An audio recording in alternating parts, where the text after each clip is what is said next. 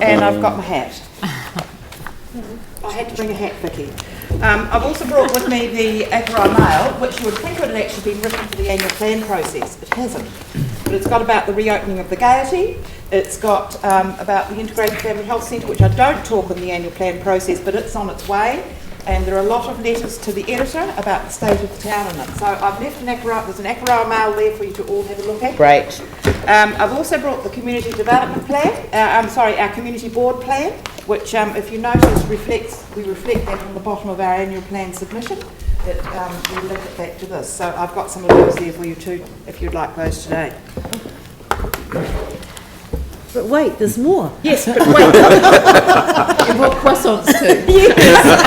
No, I didn't bring the croissants, but I have brought a picture or two. I'm in control of this machine, so that's good. Look, I want to acknowledge the work of our staff who work along beside us, Penelope and their governance team. We couldn't do what we do without them, and they were involved in our board annual plan process as well, and have assisted us in getting here today and organising meetings with our community and things. So it feels a bit like deja vu sitting here again today. We've been talking about the same issues year after year after year. And if I go back to, this was a paper that was prepared on the 15th of December 2014, we talk about a well-cared-for environment, maintaining and even improving standards for all contracts in Akaroa, re-reward, street cleaning, rubbish collection, general maintenance. We talk about a well-managed roading network, the importance of maintaining and improving standards. And then we talk about the slipway in Akaroa needs some repairs, rebuilds, some cemetery improvements in Akaroa, new cottage repairs, facilities for the cruise ship industry, development of new walking tracks. Now this was 2014, and those same things are coming through today.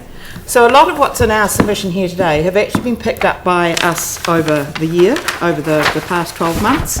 Communities have come to talk to us, or individuals in our community have come to talk to us about it, and then we had a very positive meeting where all of these sort of came to the table again. So we are aware that the city is in strife, and that the eastern suburbs are in real strife, but we too are part of the rebuild, and that we provide the tourism opportunities in our town to support the city. So we're looking at a few processes around that will help our town look much better and provide that visitor experience that people will come back and spend $1 or $2 in our town and also in the city itself. Right, where am I? Right. The first one in the submission is the lower gallery of Akaroa. Now I'm not going to go through all the submission. It's quite clear what we're asking for and things, but this is one of the important ones in our community, not only for ourselves, our locals, but it's also for the tourists that come to our town to visit, and the cruise ship passengers and things. So we've got a wonderful museum, and thank you very much for all the developments that have been done on it, but the parts of it that are empty, which are disappointing. So if you go to the back page of our submission, on page 7, the pie chart there, that gives you a bit of an idea of where things have come to for the repair of that. I haven't got my time in front of me, so how do I know? Keep going. Right, so if you look at that there, that the pie chart shows you where the funding came from. 35% of it came from a central government grant, which Linda, our museum director, found or applied for, and we received, and that's basically gone towards the strengthening to 67% of the building and a number of other things. The long-term plan of committed funds, that's been in the long-term plan for quite some time. The insurance was also from earthquake insurance that came back to go with the museum. FIR stands for the Facilities Build Infrastructure Rebuild, and 5% came from that. The long-term plan, there was repurposed 92,000, so that has been taken away, the funding around the museum, the historic buildings, the signage boards and other things around that, and has been put towards the opening of the museum. The Friends of the Museum have provided 24,000 from their own efforts, fundraising and things, and the Canterbury Community Trust, Rata Foundation 30%. So there is a shortfall of $250,000, and we're asking the council to consider this so that we have a a well-presented museum, both to our local tourists, the tourists of Canterbury, New Zealand, and those tourists from overseas that are coming. It is a $1.428 million project, and many of those exhibits inside the museum haven't been done up for 25 years, so it's time something was spent on it. Look, doesn't that look great? We're very focused on rubbish in Akaroa, and it's and I must add that we need to add to this as well Little River, because they've got the similar sort of rubbish bins here, and we would like that included on it. The way they do their work is the contractors do their work is they actually drive by and have a look and see if the rubbish bin is full, or if there's some rubbish sitting out the top of that rubbish bin. If it's not, they'll leave it. And we know that the rubbish bin may be 3/4 full. They can't see it out the top, and they'll leave it as we're going into a weekend. So that we understand that that's how the contract is done. They just drive by and see if the rubbish bin can be seen from the side of the road. So we need to look at those levels of surface. And this is not acceptable for a tourist town. Look at the size of that rubbish bin. It's unreasonable. I mean, that's in the recreation ground opposite the Presbyterian Church. We've got another one. This is in the recreation ground. This is a very busy area by the post boxes and where we have our community board meetings. And there's all sorts of activity going out on that park, on that playing field. And we've got this potty little rubbish tin, and they're full almost every day. It's ridiculous, and we need to be asking for some more funding to be assigned to that, looking at our rubbish bins and the style we use. There are some in the town that look pretty posh, and we hardly ever, well, I don't think I've ever seen one overflowing in the centre of the town, which are big blue drums. The next one I want to talk about is the Little River Big Ideas. Now this little working group is of the subcommittee of the community board that applied for some funding last year, was allocated $15,000. We have worked throughout the year. We've had a number of issues that we needed to work on, including flooding. The Wairewa River Rating District was sort of part of this process as well. And we now have sitting around the table a considerable number of experts. We've got Susan Valance from Lincoln University, Janet Reeves, an urban planner, Mick O'Donnell, a communications advisor from Canterbury District Health Board.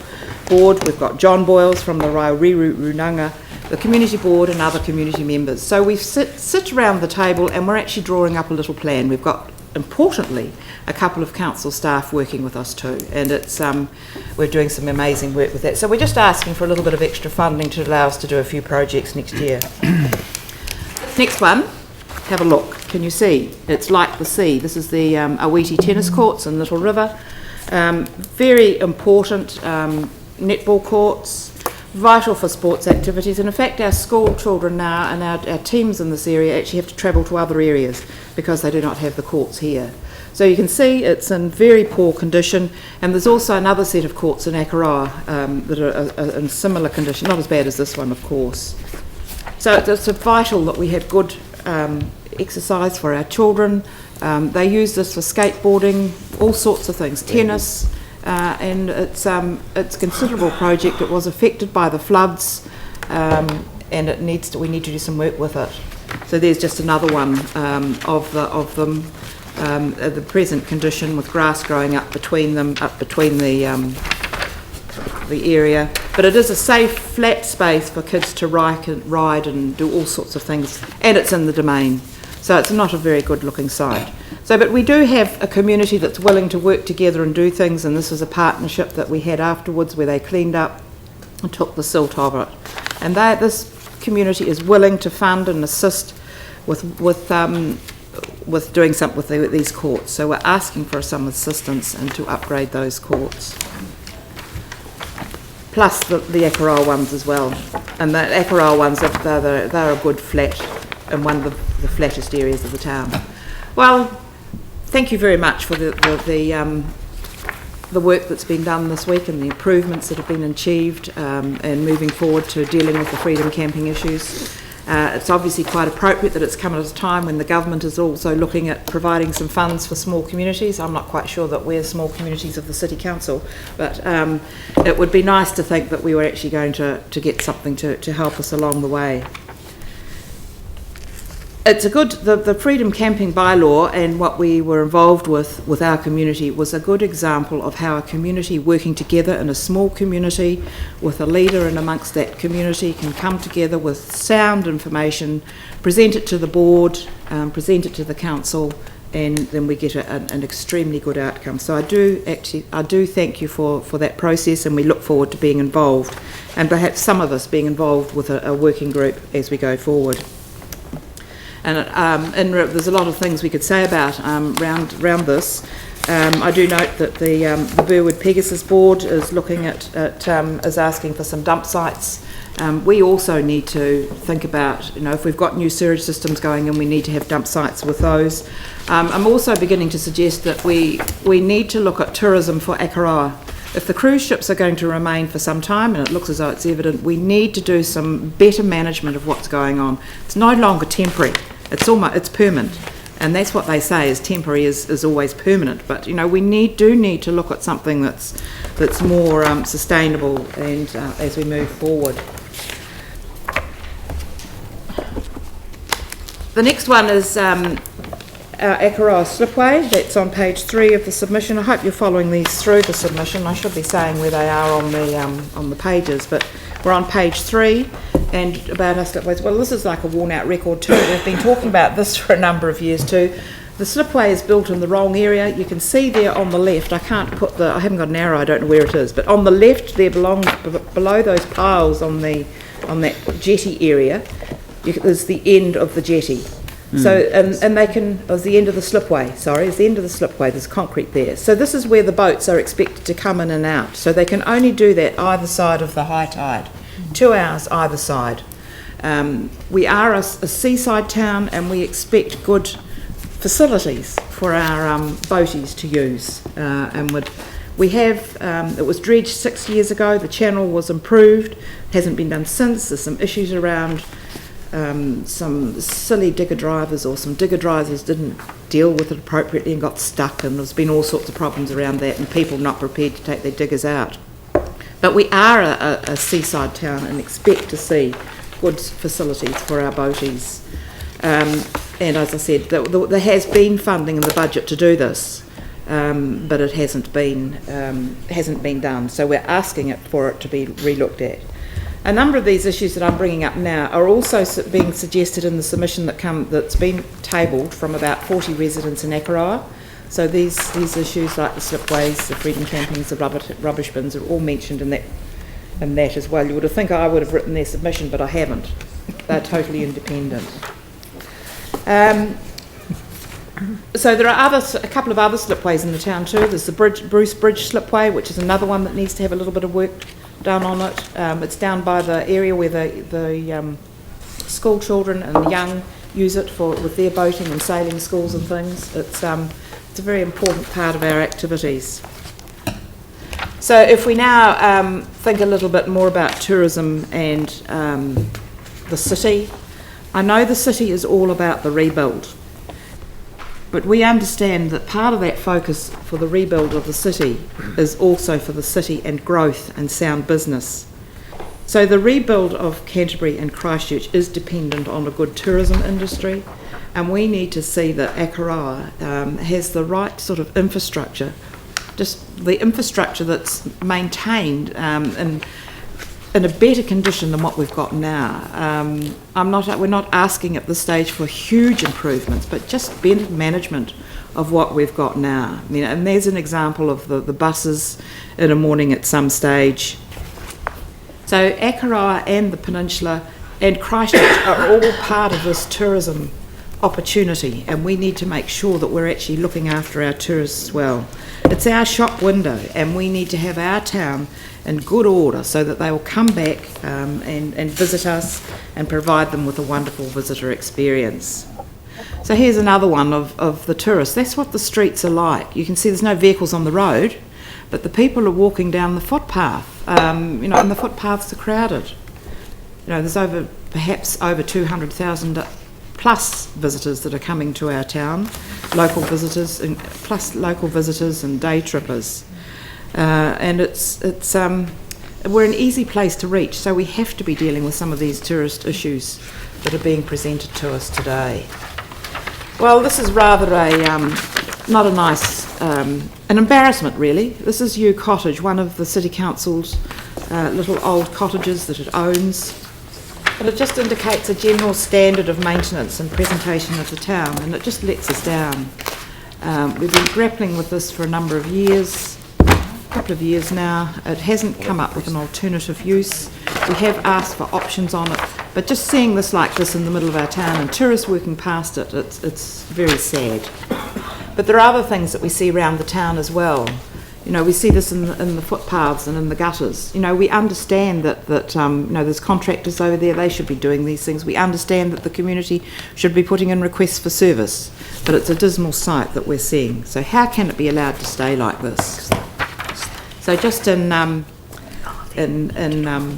to the end of the submission here, I just want to talk about the process that's been used. Look, we had a wonderful process that worked very well for our community with the way the annual plan was done this year, but the board finds it very challenging and it's difficult to identify any projects that are associated with Banks Peninsula and our board area.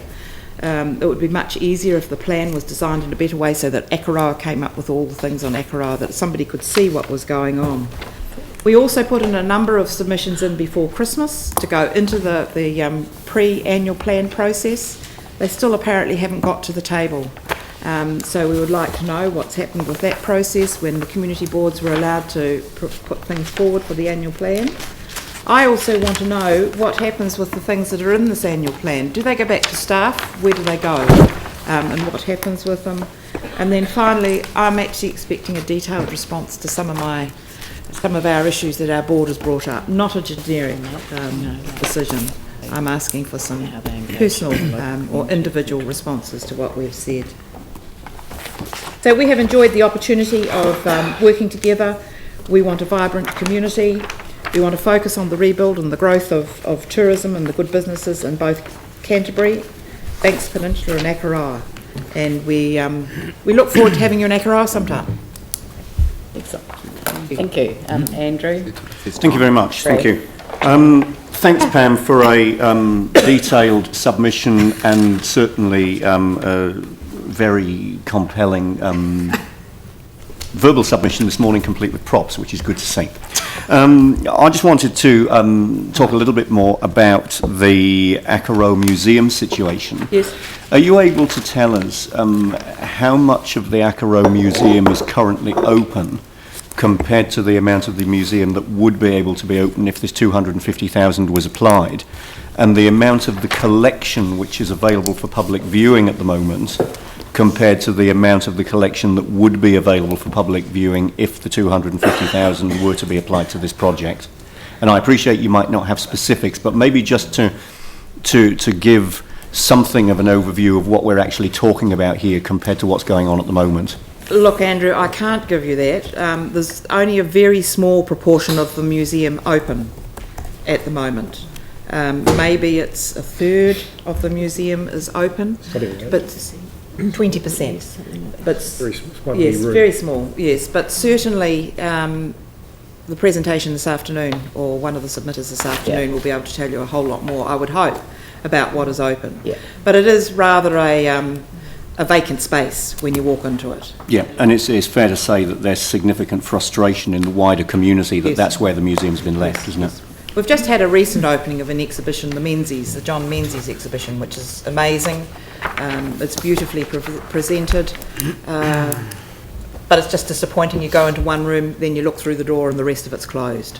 Yeah, thank you. And if we turn to another part of the district, the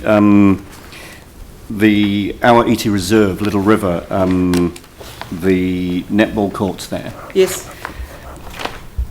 Do you believe, I mean, the community board has had some interaction with the community and the community group there. Yes. Do you believe that there is genuine capacity and willingness in that community to partner with council to get a good result here? Yes, most definitely. They're enthusiastic. they're ready to go tomorrow to do something, and there's some amazing people in the community that could help them along the way to do it. They are enthusiastic. Little River is an amazing community. It's vibrant, exciting, a lot of young people. Things are happening with the school, and a lot of development at the school, and yes, I believe that the community could do it. They're up for it. That's great. Thank you. Yeah, Yanni. Yeah, just quickly, I was just interested to read your comments about the road through Devotional. I think was it NZTA, or was it? So you just make the comment that you've been told that because it's a 70k zone, Yes. it's within your, it's in council's maintenance. Our board has raised concern around NZTA maintenance. Yes. So I was just, and we didn't get that response. So I was just curious where did that response come from, and is that absolutely correct that council maintains NZTA roads through 70k zone? That's what I'm aware it is. It's been a footpath that's been discussed for some time. It goes from the camping ground around to the cafe in Devotionals, well used, but the vehicles are travelling at 70 k's an hour, big trucks, trailers, buses, and it just feels a very unsafe area. So did staff give you any kind of reason why it's not currently being maintained? Well, the path itself is being reasonably maintained. There's been some discussion about that it's not appropriate, not good enough to take a pushchair or someone on crutches along it. But it's about the dividing line between the road and the footpath. Right, so council's responsible for maintaining footpaths on NZTA roads? Yes, when it's below the 70 k's, when it's in restricted area. Okay. That's But what we understand. can get some. Thank you. Yeah, I think it'd be good, feedback and I certainly appreciate the comment you made at the end to get a more detailed response back would be good. We can. Raf and then Jamie. Yeah, hi Pam. Just a quick question on the tourism stuff. Yes. Have you had any conversations with anyone, with the tourism board or whatever, about getting central government funding for this kind of? No. I haven't got the capacity to do that at the moment. Where that comes from, I mean, I hope that the city has some sort of tourism management that you're looking at to bring in the small communities that are having impact on tourists. I mean, I don't have an opportunity to talk. Well, I haven't taken an opportunity to talk to Christchurch and Canterbury Tourism or anyone about it. But certainly it is impacting our communities, and we need to be ready for whatever happens in the future. Well, I might suggest it would be useful to get some data up the chain so that conversation can be had. Yeah, but I think that we should be leading that. I mean, it is something that's being picked up by the mayoral forum in terms of raising the issues with the Prime Minister. But I want to make sure Akaroa is on the map for Yeah, but that conversation. People think Christchurch City and they don't think Peninsula. Yes. So, I mean, we are Christchurch City and Banks Peninsula. We're one, but the issues in Banks Peninsula are exactly the same as the issues in some of the small district councils, you know, Mackenzie Country, all of those, Queenstown, various other places. So, yeah, I've certainly, there's been some correspondence between the Prime Minister and Dame Margaret, so I might just feed back to her that we need to be explicit that Christchurch City isn't just a city. Yeah, I wouldn't want us to miss out because No. they think it's Christchurch City and not. Yeah. Well, we miss out on a whole lot of things like community water supplies, government assistance for small communities, because we're part of the biggest city. Yeah, So which we was need the reason for the shotgun wedding. Jamie. Thanks, Leanne. Thank you, Pam. On the rubbish issue, Yes. a lot of the photos that you showed, it was clearly visible there was household rubbish. No, part of that's that? tourist rubbish. Do you want to go back to them? They are. No, time-wise we don't need to go back to Yeah, it. But no, they had a number of, 4 square bags and pack and save bags they're and just stuff like that. bags out of your car. Maybe some Stuff might with be stuff in commercial there. rubbish. I mean, might be household rubbish, but it says no household rubbish It in does. them. They're ideally for tourists. So, well, then that cuts the chase of it, so it's not about enforcement of household rubbish. So you don't think that it's a household rubbish problem? No, I think it's they may contribute. So the to bins some just of it. aren't big It's enough and not basically- emptied regularly They're not enough. big enough. We can give you this these photographs. Yeah, I think you you, should. Pam. I think that would be really helpful. And there is one photograph I want to go back to that shows you the big Freedom camping vans in our town and the issues with the streets. So I don't know whether I did have my finger on that one before or not. You can see the size of, that's I a do. Freedom camper there, parked along the side of the recreation ground, and the impacts that the big Freedom campers are having on our roads in Akaroa, they're not appropriate. They're doing, that's in a parking spot. It's illegal, right? It's about enforcement of all this. Yes, it is illegal. So surely the local cop But is that, gives you them know, a I mean, ticket. if you put signs up saying no camper vans there, I mean, that's an issue of the driver, low intelligence, really. Yes, it is. Yes. Police station just down the road. But perhaps it needs an area where they can go and park during the day. Enforcement. It's lovely. Look, thank you very much, Pam, and appreciate you coming over the hill and bringing the flavour of the French with you. So it's a perfect way to end the community board's mission. So I hope you'll look at the other things that are in there, the cemeteries. And Yeah, absolutely. So I'm looking forward to a good reply. Thank you very much. And we'll adjourn the meeting now until 1 p.m. And at that point we will come back for public open mic, and there's lunch upstairs in the councillors' lounge. Are we having a time